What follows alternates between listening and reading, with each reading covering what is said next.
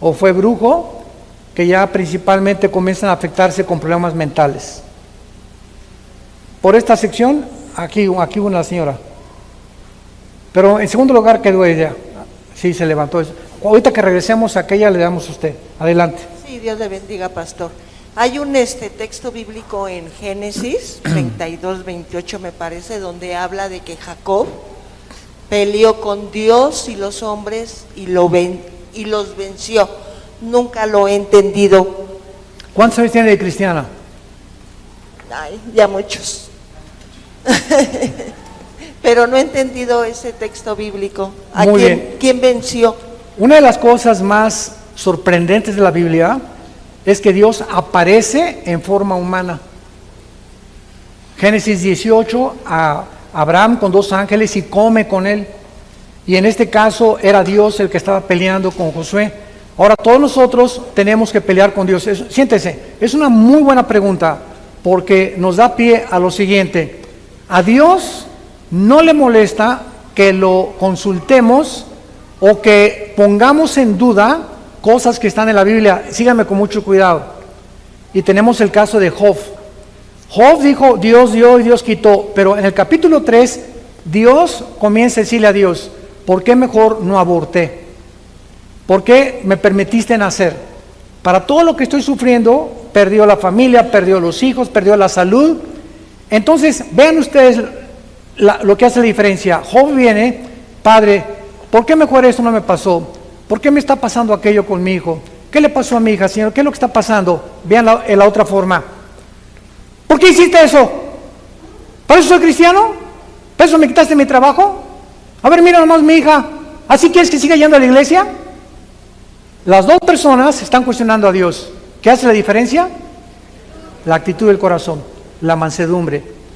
Entonces, Dios quiere que peleemos con Él. Yo, por ejemplo, en la escatología, que es el área más fuerte, la teología que he desarrollado, las profecías bíblicas, hace 30 años, 25 años, tenía yo la pretribulación, postribulación, amilenismo, etcétera, etcétera, y veía tantas cosas, y los pastores me decían, es que nunca vas a encontrar la verdad en la profecía. Y está muy difícil el Apocalipsis, tiene demasiados símbolos para interpretarlo. Se daban por vencidos en el estudio. Y lo que Dios quiere es que perseveremos, que persistamos. Y cuando venimos a la Biblia es como comer pescado. Encuentro una espina, me la quito y la hago a un lado, pero me sigo comiendo el pescado y la carne. Así en la Biblia, cuando no entiendas algo, hazlo a un lado, sigue comiendo lo que entiendes. No te quedes detenido en lo que no entiendes, hasta que Dios te dé la luz para poderlo entender. Porque Dios le concedió a Jacob que realmente le diera lo que él estaba pidiendo. Y por eso ahí le cambió el nombre de Jacob, que significa el que engaña, a Yisrael, que significa el que lucha al lado de Dios. Y cuando luchamos con Él en oración y le pedimos e insistimos, por favor salva a mi hijo, salva a mi hija, Padre Santo, y descansamos en eso, Dios nos concede las peticiones de nuestro corazón. Hemos vencido en oración. Pero vamos por secciones, sigue esta sección. Hola, pastor, buenas tardes. Hola. Hola, buenas tardes. Buenas tardes. En este mundo de engaños, a veces, aunque llevamos mucho tiempo de cristianos, pues no sabemos, usted lo ha mencionado muchas veces, los tipos de versiones de Biblia, ¿no?, que debemos de leer.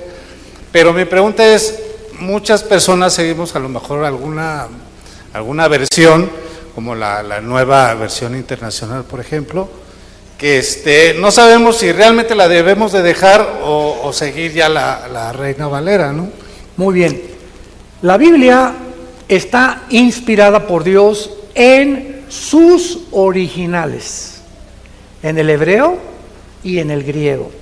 Ahora, muy bien, cuando la Biblia se tradujo del hebreo a otros lenguajes y del griego a otros lenguajes, recordemos algo. Una vez me preguntaron a mí que cuántos idiomas hablaba yo, y les dije que 5, nicaragüense, costarricense, argentino y paraguayo. Porque aquí en Latinoamérica, tenemos aquí hermanos de Venezuela ahorita que nos visitan. En Venezuela le dicen pitillo al popote, en Costa Rica cervatillo, en Costa Rica a las niñas les dicen huilas, en México es una prostituta. Entonces, cada país tiene sus modernismos y barbarismos también. Entonces, cuando la Biblia se tradujo para que pudiera adaptarse a todos los tipos. Ahora fíjate, en alemán hay 4 o 5 versiones, en el francés, el francés que hablan en Canadá, no lo hablan en Francia. Entonces, vemos nosotros de qué forma puede variar y qué problemas se enfrentan los traductores. Entonces, una Biblia dice, este paisaje es bonito, otra dice, es maravilloso. Por ejemplo, ¿cómo decimos en México? ¡Qué padre está el cielo! Imagínate traducirlo en inglés, what father is the heaven? No tiene ningún sentido, ¿verdad? Y los chistes americanos tampoco tienen sentido para nosotros. Les contamos chistes de Cantinflas y no los entienden los gringos. Y ellos nos cuentan chistes de los que ellos tienen y tampoco los entendemos porque es adaptable a su cultura. Entonces, cuando tú vienes a la Biblia, tú puedes leer diferentes versiones. Yo recomiendo siempre la versión Valera, Reina Valera de 1960, que es la que tengo desde que me convertí. La nueva versión internacional tiene más de 22 versículos que sustrajeron del Nuevo Testamento. Y el original de las palabras hebreas del Antiguo Testamento, por ejemplo, en Génesis 35, donde dice murió Benoni, en lugar de morir y su alma se salió, le pusieron suspiró. O sea, y eso no habla nada de que el alma se salió, porque la palabra ahí es nepesh en el hebreo, que es alma. Entonces ahí te das cuenta que con esa traducción ya no me meto. Entonces, ya que nos convertimos en estudiantes serios de la Biblia, comienzas a buscar Biblias que ya tienen en cada palabra la traducción y tienen otras con diccionarios o de palabras que ya pueden darte y ampliarte el significado con mucho más profundidad. Por eso Jesús dijo en Juan 5:39, escudriñen las Escrituras, que significa hagan pozos. No la leas así, Jesucito mío, mi dulce compañero, amén. Es mi devocional. Mejor cómprate un perico y que mejor repita lo que tú estás haciendo, ¿no? Entonces tenemos que profundizar en la palabra y tomarle en serio la palabra, y Dios nos va a ampliar como no nos imaginamos este cerebro que tiene capacidad, un niño de 7 años, de hablar 4 idiomas a los 6, 7 años de edad. Es inimaginable el almacenamiento de la memoria que Dios nos ha dado. Inimaginable, pero lo hemos hecho a un lado, no lo practicamos. En aquella sección, allá.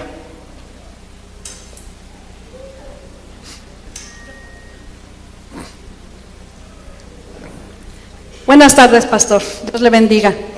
Mi pregunta es, el próximo evento que sigue de la Biblia es el rapto. Y mi pregunta es, ¿por qué nosotros no vamos a pasar por la tribulación y los santos del Antiguo Testamento que fueron torturados, quemados? Esa es la pregunta. ¿Nosotros por qué no pasaríamos por tribulación? Bueno, en primer lugar no fueron los santos del Antiguo Testamento, fueron los cristianos de los primeros 3 siglos, no los santos del Antiguo Testamento. Número 2, no vamos a pasar la tribulación. ¿Usted conoce la profecía de las 70 semanas de Daniel? Por eso no sabe. La semana 70 de Daniel es Daniel 9, 24 al 27, donde se explica que cuando Daniel le preguntó a Dios cuánto tiempo le quedaba a Israel para que Dios siguiera tratando con ellos. Una vez que regresaron de la cautividad babilónica, Dios le dio, que se llama la profecía de las 70 semanas. Los judíos tienen semanas de días, de meses y de años. Entonces fueron 70 años multiplicados por 7, que nos da 490 años. Y entonces ahí en Daniel 9, 24 al 27 dice lo siguiente: mira Daniel, cuando se dé la orden de reconstruir Jerusalén y las murallas hasta la cruz del Mesías, que será cortado, habrá 483 años. Este cálculo matemático que existe en la Biblia, en esta porción y en este pasaje, nos muestra que la primera venida de Cristo estaba cronológicamente determinada por Dios y se cumplió cuando Cristo entró en el burrito a Jerusalén el domingo de Ramos.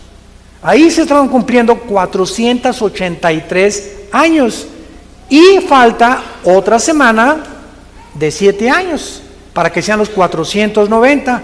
Entonces los judíos rechazan a Jesús y Dios cancela y le pone un alto a Israel, y nosotros somos introducidos en estos 2000 años como la época de la gracia o la época de la iglesia, pero Dios no ha acabado con Israel, porque hay una teología que se llama la teología del reemplazo, que enseñan que ya la iglesia reemplazó a Israel. Bueno, lean Romanos 9, 10 y 11 para que se den cuenta que Dios no ha abandonado a Israel. Entonces la iglesia tiene que salir del mundo para que esos 7 años Dios trate con Israel y cumpla la semana 70 de Daniel, que no es para la iglesia. O sea, a Israel le faltan 7 años para que Dios acabe su trato con ellos, que los tiene que cumplir. Y por eso encontramos 144,000 judíos. Ya la iglesia no va a estar, los judíos se van a encargar de la evangelización del mundo. Y después los otros 2 testigos, que tal vez sean Moisés y Elías, otros 2 judíos que acabarán dando el testimonio del evangelio eterno de Dios. Por eso. Fabricio, adelante. Sí. Una pregunta, lo de la gran ramera y... Párate, Fabricio, párate. Lo de la gran ramera y la bestia, ¿cómo es la cuestión de lo del Vaticano, que es la gran ramera y la bestia? Muy buena pregunta, Fabricio. Muy bien. Es impresionante cómo a través de toda la historia el Estado ha necesitado a la religión para gobernar. Por ejemplo, Europa, 18 siglos Europa fue gobernada por el Vaticano. Los reyes no se podían casar, no podían comprar, no podían hacer nada sin la autorización de Roma. Hasta que Inglaterra se rebela en 1625 y huyen a Estados Unidos, llegan a Rhode Island, el estado de Virginia, y los Pilgrims o los peregrinos fundan Estados Unidos de Norteamérica con la Biblia. Pero de México hasta la Patagonia no nos llegó la Biblia, llegó Fray Bartolomé de las Casas, con el Vaticano y con la religión romana, que se mezcló con la brujería de los indígenas y de los aztecas, y hubo un sincretismo entre las dos. Esto se ha visto a través de toda la historia, Fabricio, y Apocalipsis 17 termina así: una ramera que representa a la iglesia, o la falsedad, o la mujer que no es la virgen, que Dios tiene, que somos la iglesia verdadera. Y la bestia, vemos nosotros que es el anticristo, y la ramera montada sobre la bestia. O sea, los primeros 3 años de la tribulación, el poder religioso del Vaticano va a gobernar al anticristo. Y a los 3 años y medio el anticristo se deshace del poder religioso, capítulo 17 de Apocalipsis, y entonces el anticristo los últimos 3 años y medio gobierna y se proclama Dios. Pero vemos nosotros la necesidad que tiene el mismo anticristo de usar a un falso profeta, que tal vez sea, no sé si este papa o el que sigue, pero la necesidad que tiene de poder. Ahora, me llamó la atención algo. Hace una semana, Francisco, el Papa, acaba de declarar, hizo esta declaración, escuchen muy bien, hace una semana, salió en italiano y lo trajo en todos los idiomas: convoco al mundo entero a que hagan un pacto de las naciones con el Vaticano, para que el Vaticano vuelva a administrar a las naciones, como lo hicieron en la Edad Media. Y además convoco a todas las iglesias para que se metan al paraguas de Roma. Y esto se llama el ecumenismo. Y hay miles de pastores en el mundo que se están uniendo a este movimiento con el propósito de seamos uno para ganar las almas. ¿Sabes una cosa? ¿Cómo pueden caminar 2 juntos si no estuvieran de acuerdo? No es el amor lo que nos une, es la verdad. Porque si es amor, dicen que es el amor de la Biblia, no es el amor de la Biblia. El amor de la verdad, el amor requiere amor a la verdad. Y la verdad es Jesús. Ahora por acá. Acuérdense, es una por secciones.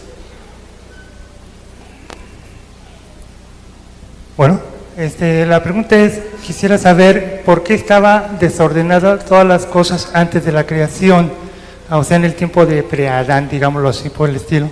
Y en el caso de eso, se me viene a la mente de que era cuando estaba la guerra entre Satanás contra Dios, y se hizo ese desastre, o qué Muy pasó. bien.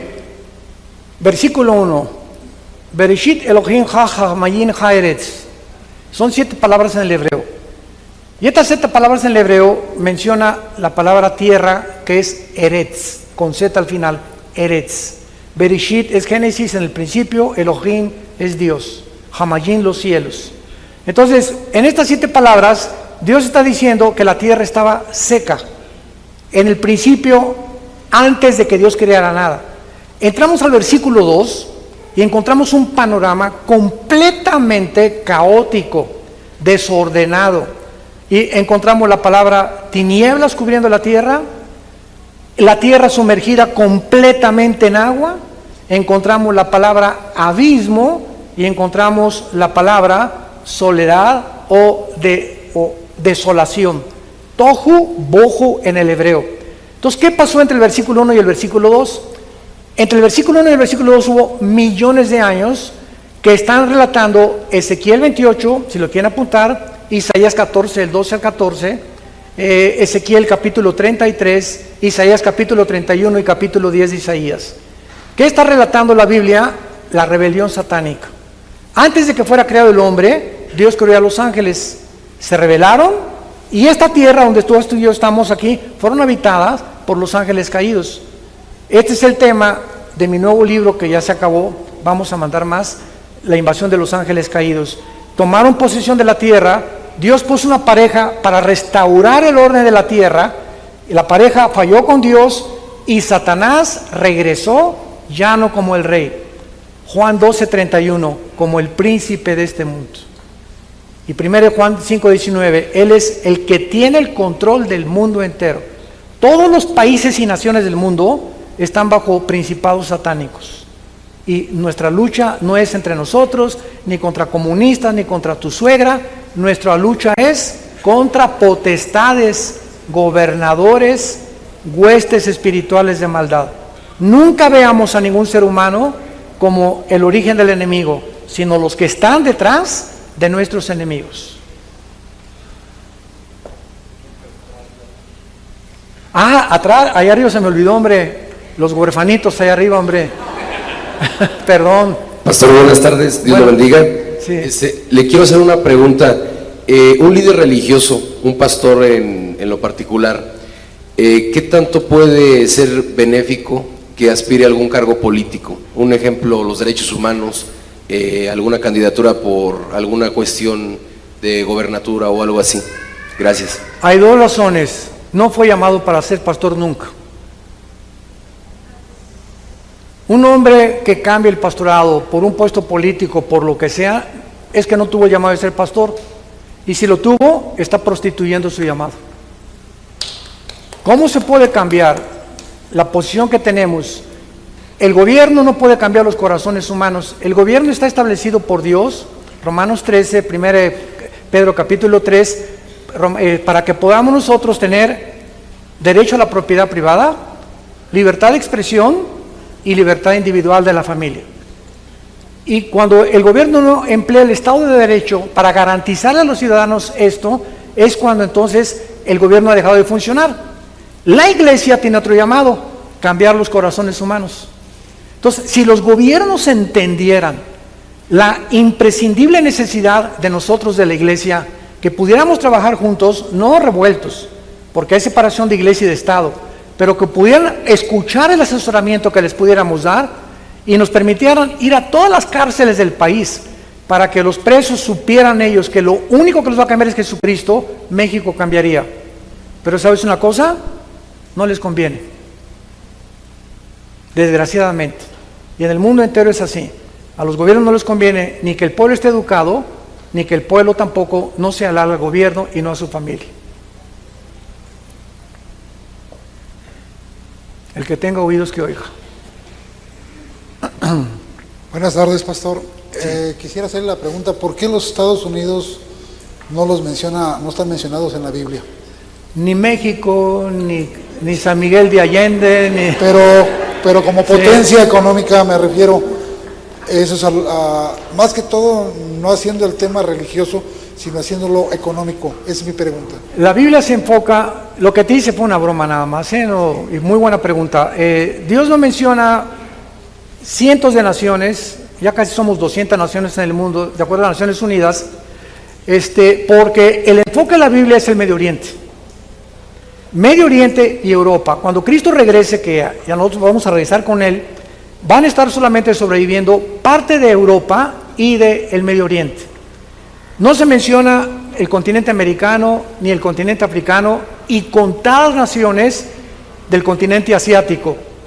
Ahora, aunque Estados Unidos ha tenido la supremacía política, económica y religiosa desde 1945, en la Segunda Guerra Mundial, no aparece en la Biblia, repito, porque no es el centro donde Dios colocó sus profecías de los últimos tiempos, que es Israel, y las naciones alrededor de Israel. Para que nuestra atención no estuviera enfocada aquí en Estados Unidos, sino en el Medio Oriente, en Israel. Y Estados Unidos está por caer ya en días, meses, pero no más de años. Llegó a su fin Estados Unidos ya. La democracia norteamericana llegó a su fin. Dios nos ampare. Virgen de los Remedios.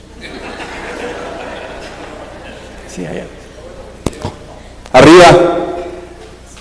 Arriba, hay otra. Pastor, buenas tardes. En el tercer punto que habla de la disciplina de muerte, cuando muere Ananías y Zafira, ¿ellos mueren siendo cristianos? Sí, porque a uno no cristiano, Dios no lo disciplinaría por no ofrendar. ¿Verdad? Eso nos habla que eran cristianos. Muy buena pregunta. ¿Dónde andamos? ¿Allá? ¿Sí? Adelante. Buenas tardes. Sí, buenas tardes. Pastor, me genera la duda por un comentario que hizo al inicio. Quisiera saber por qué en Filipenses 2:12 dice que cuidemos o nos ocupemos de vuestra salvación con temor y temblor. También en Apocalipsis dice que no, que si se borra nuestro nombre del libro de la vida. Muy bien, esos dos versículos y 3 más son los únicos que tienen para poder defender que se pierde la salvación, contra 185 que nos declaran que la salvación no se puede perder. Vamos por orden. En Filipenses 2, donde se habla que guardemos nuestra salvación con temor y temblor, acabamos de hablar del temor de Dios. Si un cristiano, la salvación es como un jardín. Ya Dios me da el jardín, ¿cuál es mi responsabilidad? Regarlo, sembrarlo y cuidarlo de la mala hierba. Pero si mi jardín no lo cuido, ¿qué va a pasar? Va a venir el dueño y me lo va a quitar. ¿Por qué? Porque tengo la responsabilidad de cuidar algo que se me encomendó. Entonces la salvación es algo que le pertenece a Dios porque Él nos la regaló, es por gracia.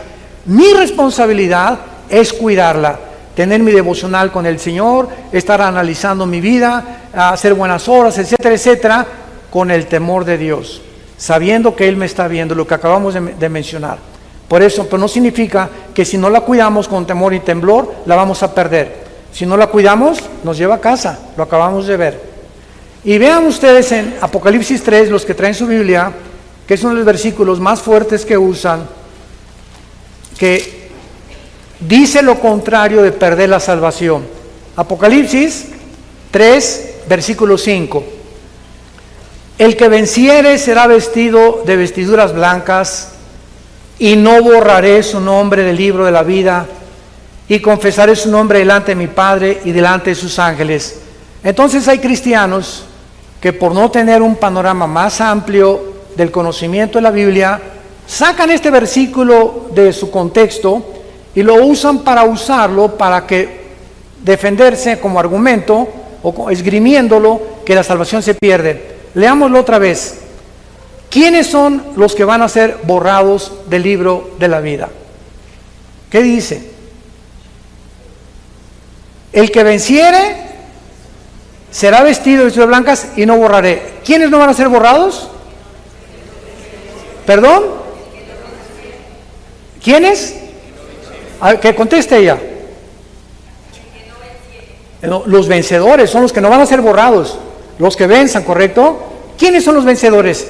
Retrocede 2 páginas a 1 Juan capítulo 5. Antes de Judas está Juan. 1 Juan capítulo 5. Versículo 4 y 5. ¿Lo puedes leer, hermana? ¿Te puedes poner de pie y leerlo? ¿Tú misma? 1 Juan 5, 4 y 5. Si no, alguien que lo lea, por favor.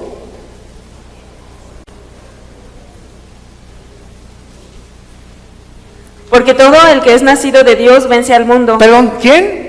Todo el que es nacido de Dios. ¿Qué cosa? Todo. ¿Quién vence Todo al lo mundo? que es nacido de Dios vence al mundo. Ok, ¿tú naciste de Dios? Sí. Entonces eres vencedora, no te van a borrar el libro de la vida. Pero sigue leyendo otro también, para remacharlo. Vence al mundo y está en la victoria, que ha vencido al mundo nuestra fe. ¿Quién es el que vence al mundo? Sino el que cree que Jesús es el Hijo de Dios. Ahí está. La Biblia misma declara quiénes son los que no vamos a ser borrados. Los que hemos nacido de nuevo. ¿Te das cuenta que dice lo contrario? ¿Se educaron?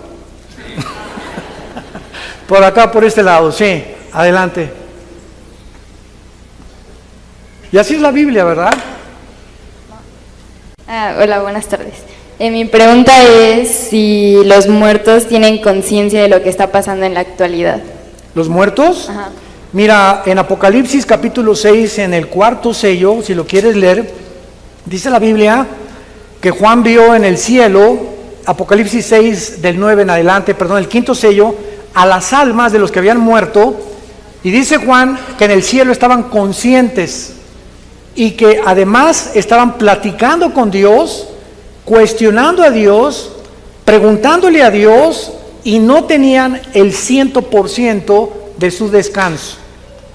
En otras palabras, el momento que morimos no hay tal cosa como que la muerte es dormir. Se usa la palabra dormir porque es un estado que ya no es consciente, es inconsciente en el lado espiritual. Cuando yo me acuesto en la noche, me duermo y mi consciente se bloquea y entra mi mente al inconsciente a soñar a otra dimensión que no está consciente. Llega alguien y me echa agua fría, abro los ojos y regreso al consciente, ¿verdad? Tenemos diferentes formas o niveles en la que podemos ejercer el cerebro. Todos los muertos, haz de cuenta que se mueren y te echan agua fría y despiertas en el cielo. Regresas y eres consciente, pero ya no estás en la tierra, que estás en el cielo, en la presencia de Dios. Y allá seguimos preguntándole a Dios.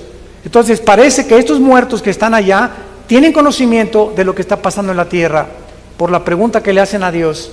¿Hasta cuándo, Señor? Apocalipsis 6:10. Santo y verdadero, no juzga nuestra sangre en los que moran en la tierra. En el cielo están diciendo a Dios, Señor, ¿cuándo se van a acabar las guerras? ¿Cuándo van a dejar de violar?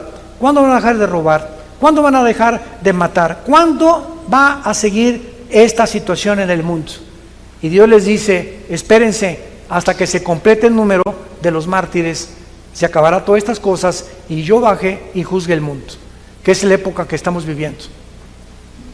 Que a Jesús no tarde en venir por nosotros. Amén. Adelante. Buenas tardes, pastor. Mi pregunta es sobre lo siguiente. Hay una teología muy profunda que es llamada la predestinación, donde menciona en esta teología y con muchos versículos que la respaldan. Hablamos de Romanos, de Efesios, del mismo Pedro, primera de Pedro, donde habla que Dios es el que escoge a los que se salvan y que Dios es el que escoge a los que se pierden. Yo estoy de acuerdo que la salvación no es por obras, para que nadie se gloríe, sino viene directamente por la obra que Jesucristo hizo en la cruz del Calvario. Pero también cuando nosotros aquí, con respecto a la teología esta de la predestinación, yo creo que la salvación es si tú aceptas al Señor Jesucristo como Señor y Salvador, pero ahí ya estás violando las reglas de la predestinación. Entonces mi pregunta es, ¿qué es lo correcto?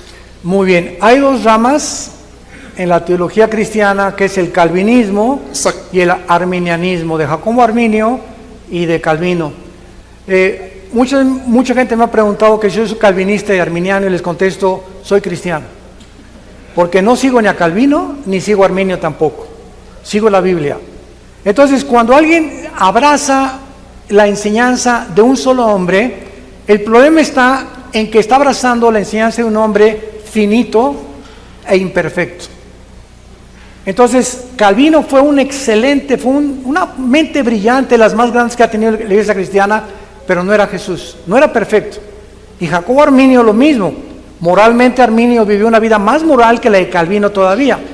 Entonces, Calvino no postula, se llama hipercalvinismo, cuando alguien se atreve a decir que ya fuimos seleccionados, unos para el cielo y otros para la tierra. Cuando una persona se atreve a decir eso, en ese momento estamos diciendo que somos simplemente títeres. Somos marionetas de Dios, que ya no hay nada que hagamos porque ya está completamente destinado. Pero si lees Romanos 8, 28 y 29, que es el que me acabas de leer, fíjate lo que dice: a los que conoció, los predestinó. O sea, antes de la predestinación está la omnisciencia o el preconocimiento de Dios. Dios sabía, claro, Dios sabía que Adán y Eva iban a pecar.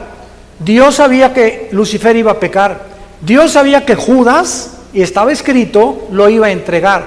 Pero al mismo tiempo que Dios sabía lo que las criaturas iban a hacer, Él no podía violarle a las criaturas la característica más grande que nos ha dado, que es el libre albedrío. Imaginémonos a Judas como un ejemplo el día del juicio. A ver, Judas, ven para acá. Judas, espérame, Señor, espérame tantito, permítanme, me voy a defender. Si yo no hubiera muerto, si no hubiera traicionado a Cristo, ninguno de ustedes sería salvo, Denle gracias a mí que traicioné a Jesús, porque además estaba escrito y Dios me escogió para eso. Yo no merezco irme al lago de fuego. Sí.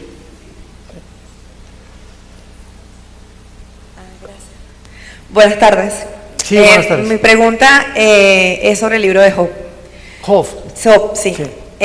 Hace 15 días escuché que el libro de Job era una parábola y eso generó dudas en mi corazón, pues porque es un libro que me ha costado un poco comprender. Sí, entonces tengo 6 años de vida cristiana, no sé si eso sea mucho o poco para entender el libro de Job completo, pero eso me generó una duda y quería saber su opinión. No Gracias. sé quién te dijo tal barbaridad. ¿De cuál fumaron? ¿Hashish o se metieron LSD o...? ¿Me pasas cafecito, por favor? Una parábola, la palabra parábola significa algo que se compara con otra cosa. Y es como el que dice cuando Cristo usa la ilustración del infierno, que fue una parábola. Ahí está usando personajes como Abraham, que fueron reales, y Lázaro. Entonces, si Job fuera una parábola, ¿con qué lo está comparando?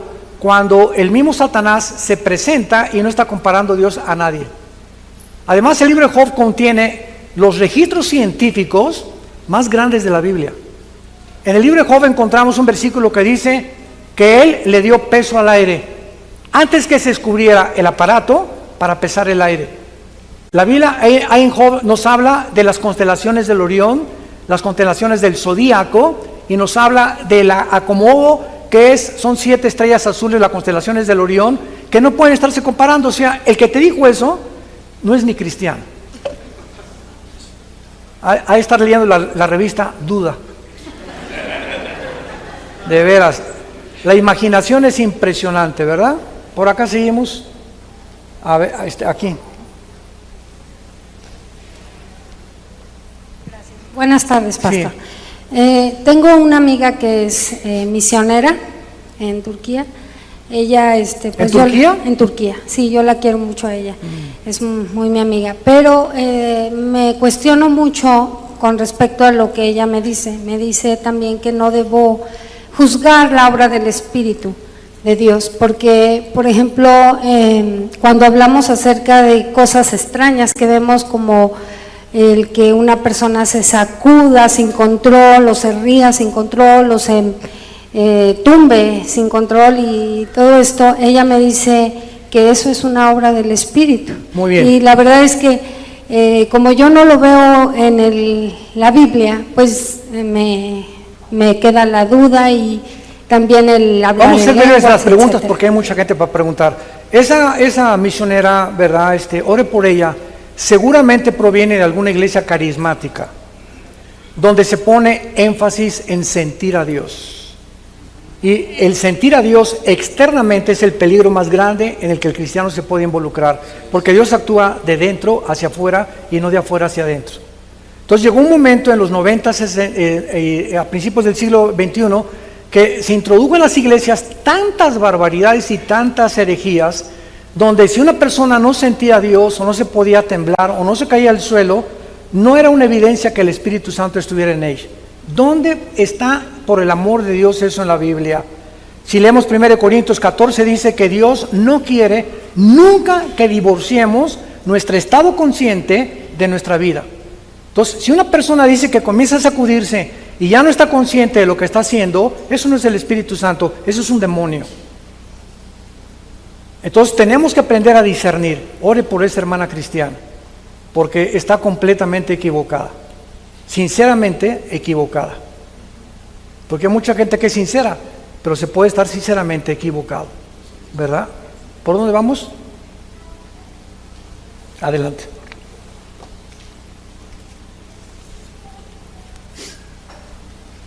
Pastor, que Dios me lo bendiga mucho, a usted y a su familia. Mi pregunta es, sabemos de que no tenemos guerra, ni contra sangre, ni contra carne, sino contra todo espíritu maligno, imperios y potestades.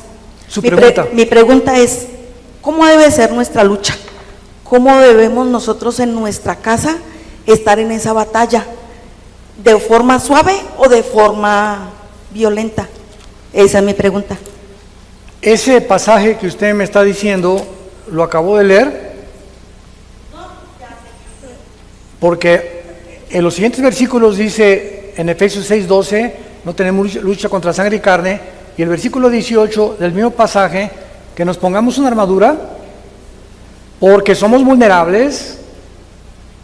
Muchos cristianos creen que el diablo ya no nos puede tocar, no nos puede poseer, porque pertenecemos a Cristo. Pero el diablo y los demonios pueden entrar en un cristiano y pueden afectar sus ojos, sus cuerdas vocales, el corazón, los oídos, el cerebro, alterar nuestras neuronas, provocar, darnos más fuerza, afectar nuestros órganos sexuales. Tienen una injerencia dentro del ser humano impresionante los demonios. Y yo nunca le sacaría demonios a una persona que no fuera cristiana. ¿Para qué se los saco? Se le van a volver a meter 7 peor. Entonces fíjense lo que dice ahí, ¿no? Es la armadura, orando en todo tiempo, con toda oración y súplica en el Espíritu. La arma más grande que tenemos es la oración. Es la oración lo que hace que las cosas cambien.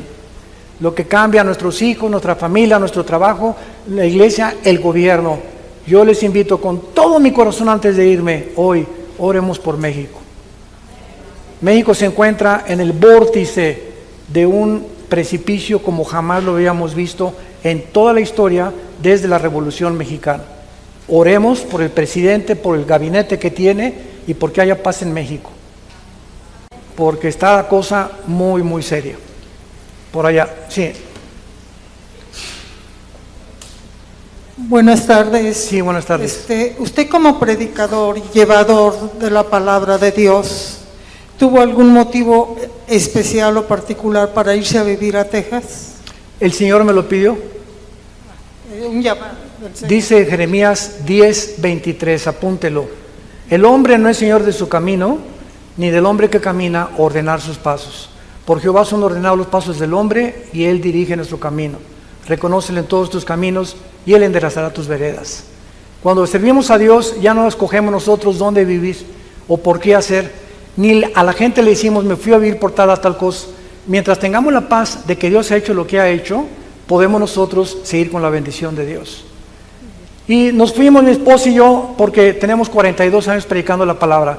Y llegó un momento en el que si no nos hubiéramos ido, estaríamos en el psiquiátrico ahorita. No se imagina usted las presiones que tenemos como líderes espirituales. No se imagina usted los enemigos, las acechanzas, los ataques. No, nadie se imagina esto. Al matrimonio, a nuestros hijos, a nuestra vida, a nuestra salud. Por eso es importante que oren por los pastores. Hebreos capítulo 13. Entonces, esto fue una convocación de toda mi mesa directiva, que nos fuéramos lejos de México para que yo desde lejos pudiera organizar todo, descansar, nuestros hijos, sacarlos, porque fuimos amenazados muy seriamente donde vivíamos y teníamos que salir del país. Y ahora vengo cada 15 días a México, me estoy 3 días, convoco y todo lo estamos vigilando, pero ya nuestros pastores de hace 25 años son los que han levantado la obra de Dios. Como ahorita somos la 3ª generación, yo, Alan, mi hijo y mis nietos. Esta iglesia está siendo levantada por la 2ª y la 3ª generación de nosotros. Gracias a que estamos allá, los hombres que dejamos se hicieron responsables de la obra de Dios. Y yo puedo seguir viajando por todo el mundo y escribiendo más libros. Dios lo bendiga. Y ganando más almas, desde luego, claro que sí. Allá. Gracias, buenos días, buenas tardes, pastor. Mi pregunta es acerca de la creación. Dios creó todos los animales, los seres vivos, y les dio una instrucción que se multiplíquense y fructifíquense. Y al hombre le dio otra instrucción que señoree a todo lo que él creó. Pero creo que hemos pasado de señorear a abusar de ellos, ¿no? Con un exceso de violencia hacia todo, inclusive hasta los animales que son para uso de consumo humano. Mi pregunta es, ¿qué va a pasar con esos animales que han muerto de una manera o de otra manera, pero que han sido violentados también? ¿Se harán nuevos animales en la nueva tierra que vaya a haber, o serán la misma especie que pasen y trasciendan también como nosotros? Muchas gracias. Buena pregunta. Otros me la han hecho de esta manera: ¿estará fido conmigo mi perro cuando me muera? Y es muy válida, ¿verdad? Los cristianos vamos a amar a los animales increíblemente. Nosotros siempre desde niños hemos tenido perros, y luego yo en mi juventud fui charro y estuve viviendo 3 años en un rancho, educaba caballos de salto, caballos de charrería, en fin, ¿verdad? Amo los caballos y los perros con todo mi corazón. Pero respecto a tu pregunta, en Génesis 1:26 dice que fructifiquemos y nos multipliquemos, y cuando dice que nos enseñoreáramos, esa palabra es gobernar. Esto significa que los animales no nos van a gobernar a nosotros, sino que el temor de nosotros estará sobre los animales. Por eso tú vas caminando allá en Dallas, donde vivimos mi esposa y yo, vivimos como en un rancho así, pero lejos de Dallas, lejos de la ciudad de Dallas, o donde vivían todos los rancheros antes, y está lleno de ardillas. Yo voy caminando en la mañana, porque yo corro todos los días, y veo una ardilla y se esconden. Y yo le digo: ardillita, ardillita, qué bonita está la nena. No me hace caso, se echa a correr. Pasan los conejitos, y pasan venados y se echan a correr. ¿Por qué? ¿Por qué tienen miedo de nosotros muchos animales, no? Nos damos cuenta por eso, porque nos respetan. Aunque sabemos que no le vamos a hacer nada, nos respetan.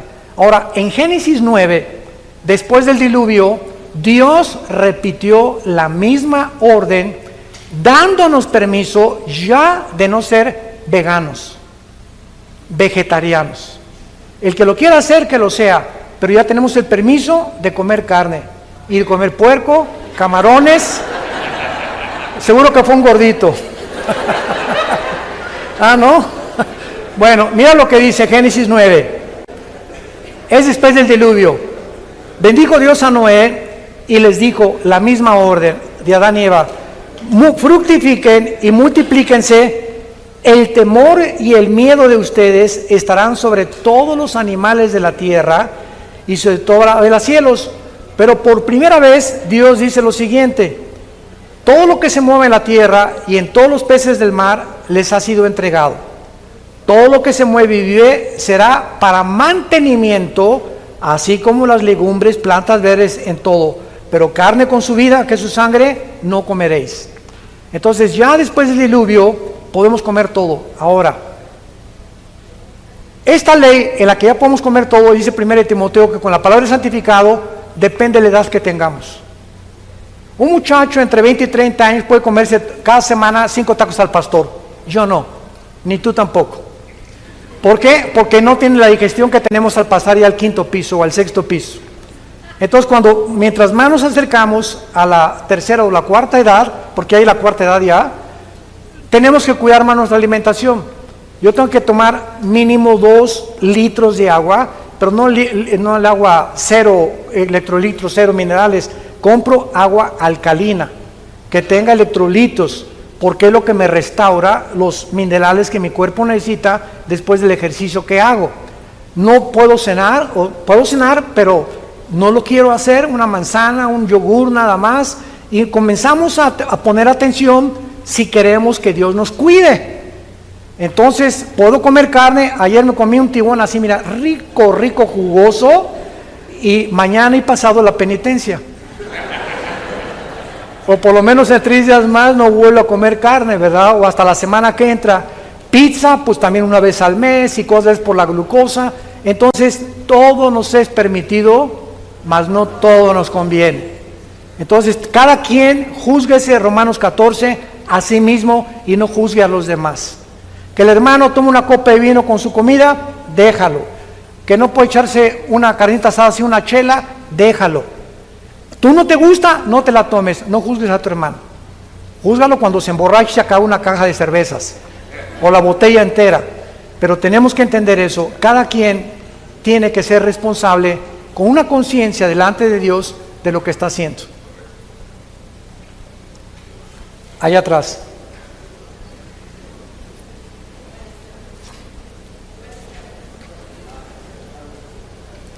Ya llevamos una hora de preguntas, ¿eh?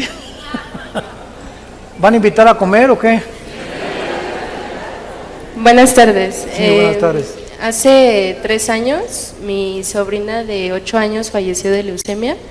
Mi pregunta es, ¿por qué no fue sanada a pesar de todas las oraciones? Y ella tenía mucha fe en Dios también. Porque no fue la voluntad de Dios. Simplemente.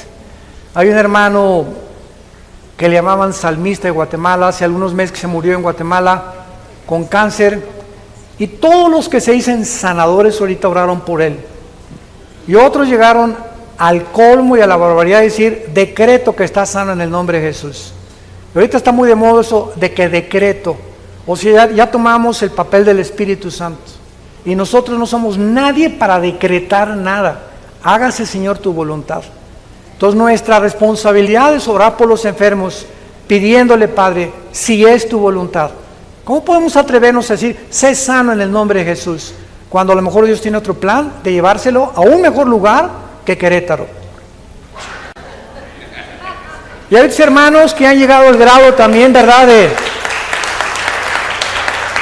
O sea, para nosotros creemos que seguir vivos es lo mejor. Y para nosotros el morir es ganancia. Hay unos hermanos que querían resucitar a una viejita de 95 años y les dije, ¿ya para qué? Ya se pintó. Si la quieren resucitar y resucita, les va a decir, por favor, devuélvanme. ¿Para qué quiero seguir ya sufriendo en este mundo? El morir es un descanso para nosotros. Salmo 116, dichosos los que han muerto en el Señor, porque han descansado de sus obras. Entonces la sanidad no está en nuestras manos. Hágase, Señor, tu voluntad, dice el Padre nuestro. Comencemos desde el Padre nuestro, como está en los cielos, como está en la tierra. Y no te declaro seno en el nombre de Jesús. No somos dioses. Y nos creemos dioses a veces. Aquí. ¿Cuántas preguntas más, Alan? ¿Hay colchones para dormir? 5 minutos más, ok. 5 preguntas más. Predicador, una pregunta. Sabemos todo el mundo que el matrimonio lo instituyó Dios. Y hay personas, por la voluntad de Dios, que tenemos una segunda oportunidad de matrimonio cuando enviudamos. Me encuentro en esta etapa y reconozco mi ignorancia, y quisiera tener una luz de parte suya. Muy bien, la Biblia menciona 2 causales para el divorcio, nada más: adulterio y abandono de hogar. Y esto para los cristianos. Pero si usted se divorció no siendo cristiano y se volvió a casar, por la razón que usted haya hecho, Dios lo perdona. Si ya se arrepintió y pudo haber hecho o tratado una reconciliación con su ex esposa. Cuando un matrimonio cristiano, siendo cristianos, ella abandona al varón o el hombre abandona a la mujer cristiana, creo que ya se quitó en México, si hay abogados aquí, corríjanme, antes era 1 año que tenía que pasar para que el divorcio pudiera decretarse ya vigente o legal, y después de ese año ya se podía volver a casar. Creo que ya no, ¿verdad? Si hay abogados, corríjanme. A ver, allá atrás, ya no. Ahora se divorcia uno y a los cuantos días se puede volver a casar. ¿Al otro día? Dinos, abogado. No oigo. 3 días? Divorcio express. Muy bien. Ok, gracias por ese consejo. Entonces, si tú... No para mí, yo estoy felizmente casado. Si hay ese problema, si tú ahorita eres cristiano, este asunto también se tiene que tratar en privado, ¿verdad? Si vienes a esta iglesia, saca una cita con los pastores, para eso estamos los pastores, o a la iglesia que vayas, para que tu pastor te aconseje. Si tú eres cristiano y ahorita ya abandonaste a tu esposa y te quieres casar con otra, no, de viuda estás libre. Eres chino libre ya. Sí, no, ya.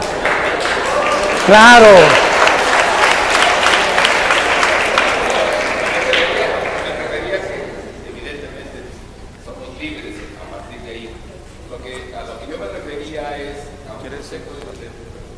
A lo que yo me refería es, bueno, tenemos infinidad de versículos que habla del matrimonio, de los hijos, de la educación, etcétera. Y en esta segunda etapa, cuando estas dos personas viudas pretenden o se juntan o se casan inclusive. Que se casen. Son temas que en mi experiencia casi no se habla de eso, ¿no? En 1 Corintios 7, la Biblia nos da fundamento para todo en la vida, gracias a Dios. Todas las cosas que se escribieron para nuestra enseñanza se escribieron. Dice en 1 Corintios 7 que la única opción para que una persona no se vuelva a casar es si tiene el don de continencia. 1 Corintios 7, el 4 al 6.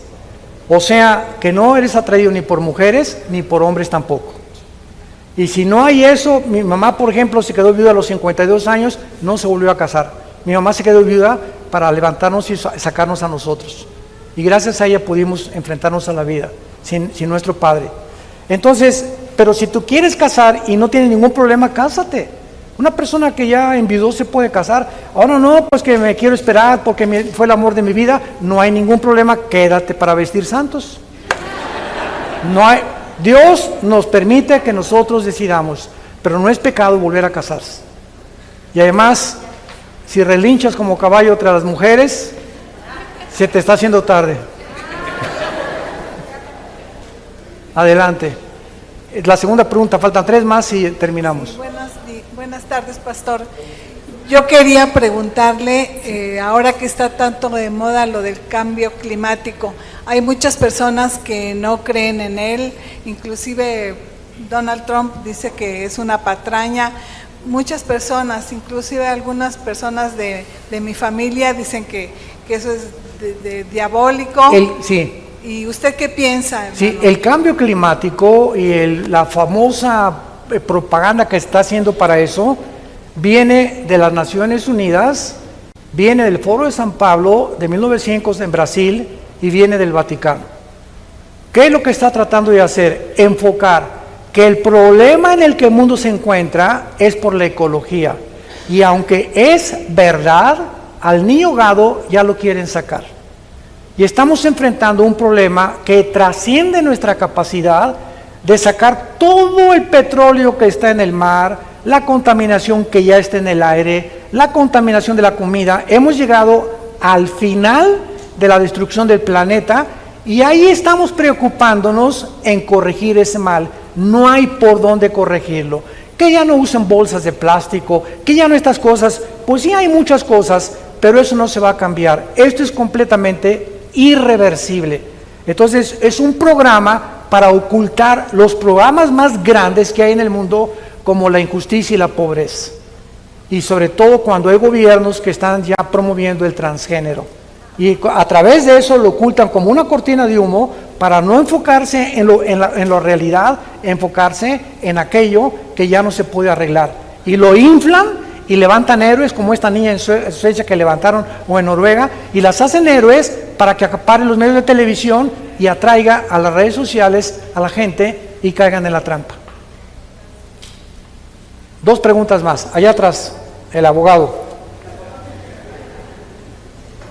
Abogado Express.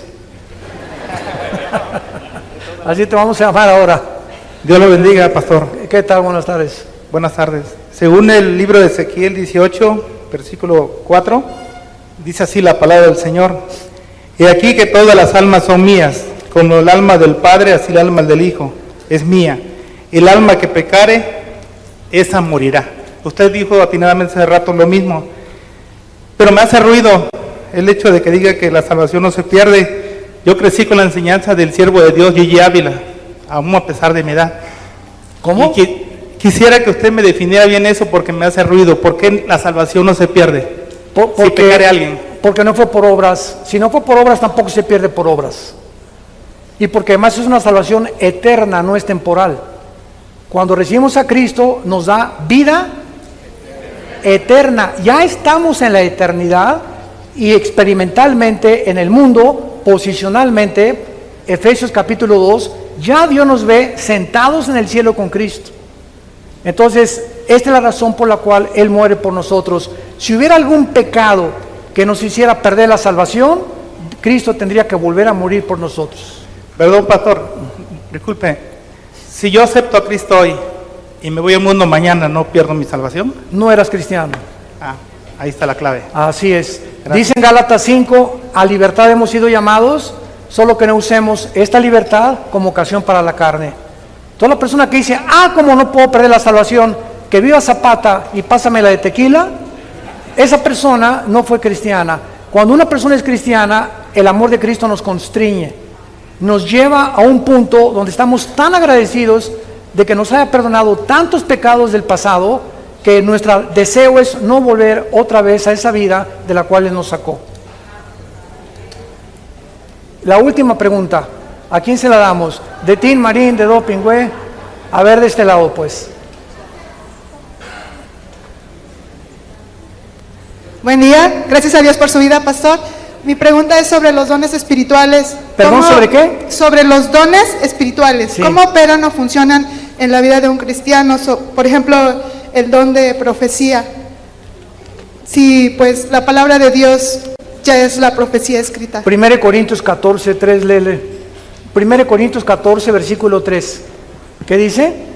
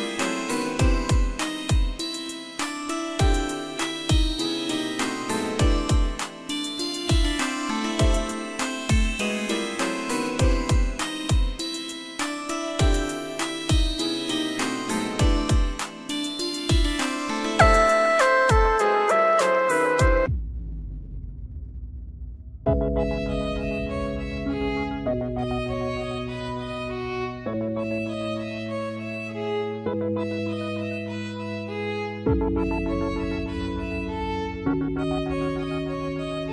you.